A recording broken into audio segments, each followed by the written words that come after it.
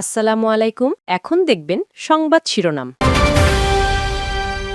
ঘন কুয়াশায় চাঁদপুরে মধ্যরাতে 2 লঞ্চের সংঘর্ষ। কোস্টগার্ড 4 জনের মরদেহ উদ্ধারের কথা বললেও 8 জন নিহতের তথ্য জানিয়েছে নৌপুলিশ।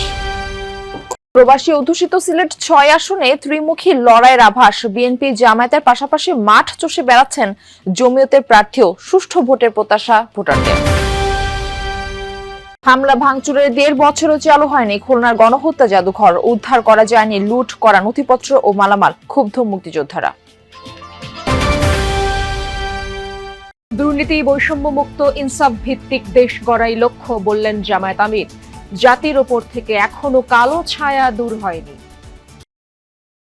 এতক্ষণ দেখছিলেন সংবাদ শিরোনাম, এখন দেখবেন বিস্তারিত।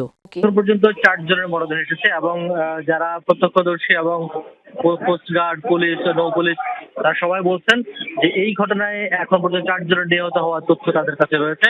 অন্য কেউ নিহত হয়েছেন কিনা বা কেউ নিখোঁজ আছেন কিনা সেই বিষয়ে কোনো বিস্তারিত তথ্য তাদের কাছে নেই।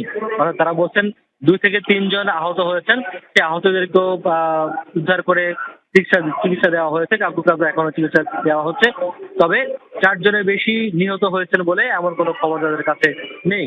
তো সুতরাং ধারণা করা হচ্ছে এখন পর্যন্ত নিহতের সংখ্যা 4 জন। যদি পরবর্তীতে কেউ নিখোঁজ থাকে অথবা কারো লাশ পাওয়া যায়, সেক্ষেত্রে এই 4টির সংখ্যার সঙ্গে আরেকটি সংখ্যা বা সেগুলো যোগ হবে। আর আমরা এসেছি লঞ্চটি পরিদর্শন করতে, যেখানে সদরঘাটে যাত্রী সম্রাট 3 যেটি ভোলার ঘোষেরহাট থেকে ছেড়ে এসেছিল সেদিকে নিয়ে আসা হয়েছে সদরঘাটে।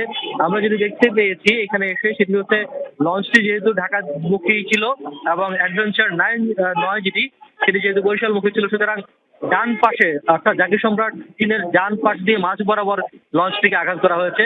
অ্যাডভেঞ্চার 9 আঘাত করেছে বলে এখন পর্যন্ত ধারণা করা হচ্ছে, যেহেতু লঞ্চটি একেবারে মাঝ বরাবর, কোনো মুখোমুখি নয় অথবা পাশ থেকেও কোনো আঘাত করা হয়নি, শুধুমাত্র একেবারে মাঝ বরাবর আঘাত করা হয়েছে। ফলে বোঝাই যায় আঘাতটি অনেক বড় ছিল এবং পুরো মাঝের একটি অংশ ভেঙে ভিতরে প্রবেশ করেছে বা ভিতরে ঢুকে গিয়েছে। সুতরাং বোঝাই যায় লঞ্চটির অবস্থা দৃষ্টিতে মনে হচ্ছে যে অত্যন্ত জোরে সেটি আঘাত ছিল, যেহেতু যাত্রীরা বলছেন যে ঘন কুয়াশা ছিল এবং কুয়াশার কারণে অনেক কিছুই দেখা যাচ্ছে না, স্পষ্ট হওয়া যাচ্ছিল না। সেটি থেকে এই দুর্ঘটনা ঘটেছে বলে ধারণা করা হচ্ছে। আর একটি তথ্য জানিয়ে রাখি, কিছুক্ষণের মধ্যে এখানে শ্রম এবং নৌ পরিবহন মন্ত্রণালয়ের দায়িত্বপ্রাপ্ত উপদেষ্টা ব্রিগেডিয়ার জেনারেল অবসরপ্রাপ্ত এম শাখাওয়াত হোসেন তিনি পরিদর্শনে আসবেন। প্রবাসী অধ্যুষিত সংসদীয় আসন সিলেট 6-এ লড়াই হতে পারে ত্রিমুখী। বিএনপি জামায়াতের পাশাপাশি মাঠ চষে বেড়াচ্ছেন জমিয়তের প্রার্থীও। ভোটারদের প্রত্যাশা সংঘাতহীন শান্তিপূর্ণ নির্বাচন। প্রবাসী অধ্যুষিত গোলাপগঞ্জ বিয়ানীবাজার উপজেলা নিয়ে গঠিত সংসদীয় আসন সিলেট 6 যেন বিএনপির জন্য অনেকটাই দুর্বোধ্য। এখনো পর্যন্ত দলীয়ভাবে আসনটি জিততে পারেনি দলটি। একই অবস্থা ইসলামী দলগুলোরও। ত্রয়োদশ জাতীয় নির্বাচনে আসনটিতে বিএনপির মনোনয়ন প্রত্যাশী ছিলেন প্রায় 1 ডজন। শেষ পর্যন্ত মনোনয়ন হাতে উঠে জেলা বিএনপির সাধারণ সম্পাদক অ্যাডভোকেট এমরান আহমদ চৌধুরীর হাতে। এতে কিছুটা বিভক্তি দেখা দেয় স্থানীয় নেতাকর্মীদের মাঝে। নেতাকর্মীরা বলছেন, কুন্দল মেটাতে পারলে সহজেই আসনটি আসবে বিএনপির ঘরে। যদি বিএনপি সিলেট 6 আসনে ঐক্যবদ্ধ থাকে তাহলে ধানের শীষের বিজয় নিশ্চিত। দলের মধ্যে কোনো কুন্দল যদি না থাকে, ফল আমাদের ঘরেই ফিরে আসবে। নির্বাচন সুষ্ঠুভাবে যদি হয়, আমরা আশা করি, প্রত্যাশা আমাদের যে আমরা বিশাল ব্যবধানের মধ্যে আমরা জয়লাভ করব। মনোনীত প্রার্থী এমরানের দাবি, দল থেকে মনোনয়ন ঘোষণার পর ঐক্যবদ্ধ আছেন নেতাকর্মীরা। দক্ষিণ এশিয়ার একমাত্র গণহত্যা জাদুঘর অবস্থিত খুলনায়। 71-এ বাংলার মানুষের উপর পাকিস্তানি বাহিনী আর রাজাকারদের চালানো অমানবিক নির্যাতনের চিত্র তুলে ধরা হয়েছে সেখানে। অথচ সেই জাদুঘরটি 2024-এর 4 আগস্ট ভাঙচুর করা হয়, লুটপাট করা হয় নথিপত্র ও দামি দামি মালামাল। ঘটনার 1.5 বছর পার হলেও চালু হয়নি স্বাধীনতাকামীদের প্রাণের এই প্রতিষ্ঠান। এতে ক্ষুব্ধ মুক্তিযুদ্ধ প্রেমীরা।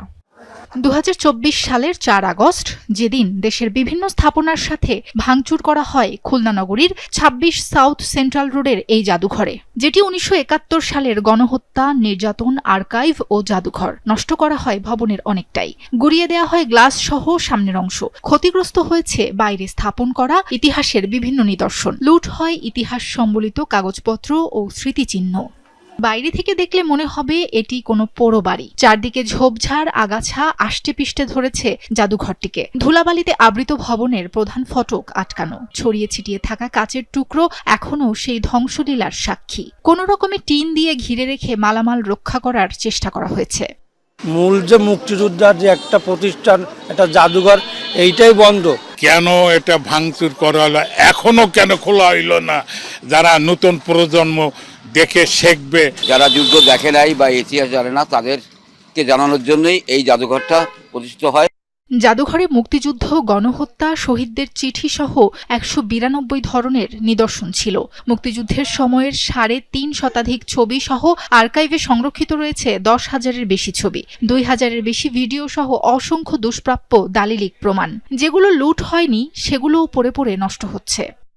71কে বাদ দিয়ে, আমাদের অস্তিত্বকে বাদ দিয়ে, আমাদের এই যে দেশ, স্বাধীন সত্তা, আপনি কোথায় সেটাই তো অস্বীকার করবেন?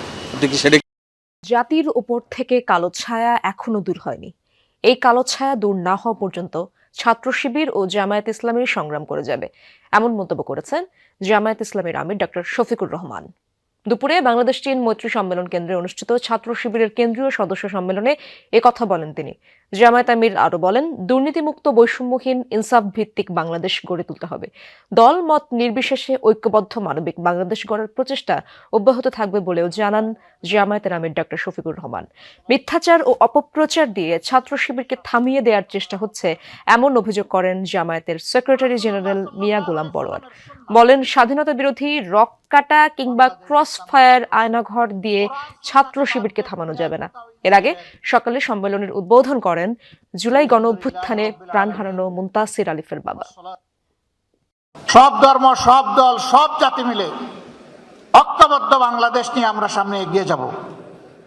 সেই ঐক্যবদ্ধ বাংলাদেশ ইনশাআল্লাহ শুধু বাংলাদেশকে রাস্তা দেখাবে না, ইনশাআল্লাহ সেই বাংলাদেশ দুনিয়ার বহু দেশকে রাস্তা দেখাবে ইনশাআল্লাহ। জাতিকে বিভ্রান্ত করে আমাদেরকে আবার সেই পেছনে ঠেলে দিতে চায়, কিন্তু জাতি কোনো মিথ্যাচার, কোনো মিসপ্রপাগান্ডাকে কখনো বিশ্বাস করবে না। তারা জানে না ইসলামী ছাত্র শিবিরকে কখনো সন্ত্রাস দিয়ে কখনো স্তব্ধ করা যায় না। মধ্যরাতে ঘন কুয়াশায় চাঁদপুরের মেঘনা নদীতে এমভি জাকির সম্রাট 3 এবং অ্যাডভেঞ্চার 9 লঞ্চের মধ্যে সংঘর্ষ হয়েছে। এখন পর্যন্ত নৌপুলিশের কাছে 4 জনের মরদেহ হস্তান্তর করেছে কোস্টগার্ড। আহত হয়েছেন কয়েকজন। বৃহস্পতিবার গভীর রাতে হয় এই দুর্ঘটনা। প্রত্যক্ষদর্শীরা জানায়, বৃহস্পতিবার বিকেলে ভোলার ঘোষেরহাট ঘাট থেকে যাত্রী নিয়ে ঢাকার দিকে রওনা করে এমভি জাকির সম্রাট 3। চাঁদপুরের মেঘনা নদীতে আসার পর ঘন কুয়াশার কারণে ধীর গতিতে চলছিল লঞ্চটি।